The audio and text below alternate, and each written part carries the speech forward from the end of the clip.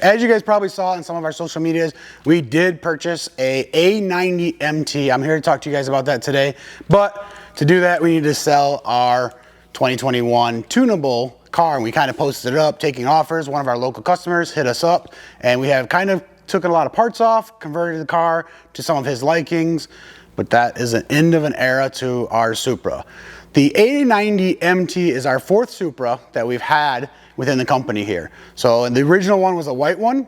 Then we had a 2-liter that we did some research and development on. And at the same time we kind of had a 2-liter, we did have this 3.0 6-port. This is the black car. Everyone thought it might have been a different one, but this is our third one. And now we're on to the MT. And the reason we got this is because there are some things different. Yeah, besides just putting a clutch in the car, there are some things that are a little bit different. So we kind of wanted to check it out and go from there. So stay tuned on all of our future episodes. We are going to be talking about this car quite a bit.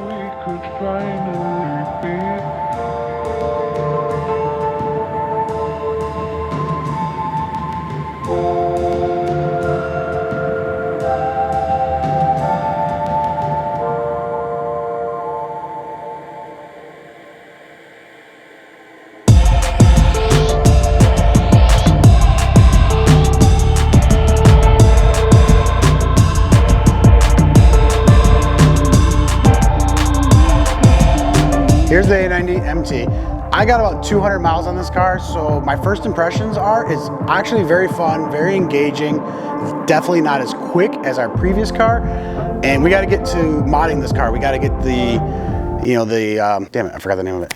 We got to get the Super Starter Pack installed on this car, which is going to be the standard things. Usually it's downpipe tune, but we can't tune this car. So we got to go wind buffer, lowering springs. We're going to take our wheels off our other car. So all these things, we're going to be transforming this car. One of the first modifications, probably the next video you guys are going to see, is we are going to install the HKS blow-off valve on the manual. I'm very interested to see how this works.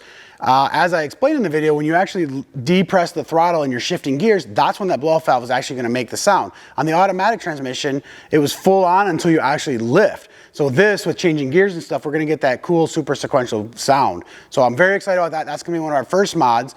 We also have a brand new prototype Cusco strut bar, and we actually need to test that. We've heard from a couple of our customers and fans that the Cusco bar does not work with the HKS blow-off valve. And we had the HKS blow-off valve installed on our, and we had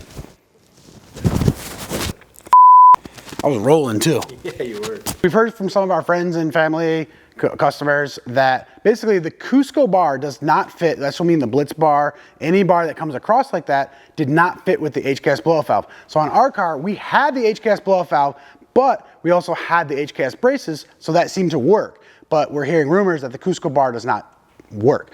But we have a prototype Cusco bar. It's a carbon and gray. So I know a lot of you guys don't purchase the Cusco bar because of the blue and chrome material. So this one's completely different. I'll see if I can get a picture and put it up on the screen. But this is cool. We're going to be testing that on the car as well as the blow-off valve. So in one of the future videos, I'm going to talk to you guys about this car, the A90 versus the A91, and what the differences are. And you guys can tell me which one you think is worth it. We went with the A90 because I prefer this interior over the interior that the A91 editions have, plus they're a limited edition numbered car. This one still comes with the cool wheels. This one does not come with an OEM strut brace like the A90 does, but let's save that for another video.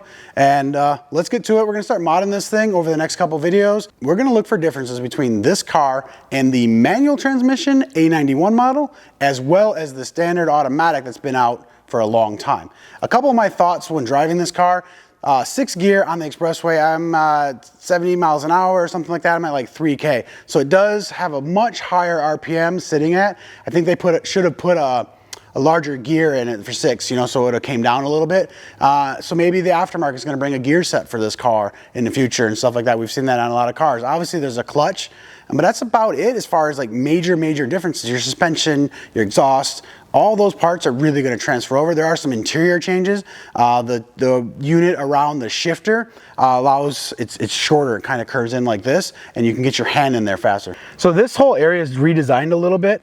This is what I was talking about right here. The other major thing is there's actually no paddle shifter. So we are going to be testing one of the steering wheels that had paddle shifters, and we're going to find out if the aftermarket is just going to create like an actual plug for the back, or if they're going to actually have a whole new part number. We're going to pull this wheel off probably in one of the upcoming videos and figure out what that's all about.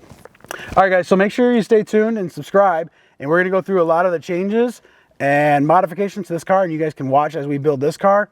One of the things we got to do is we got to get the carbon pieces in here from Speed. That's a must. That's pretty cool to do. So, all right, guys, thanks a lot.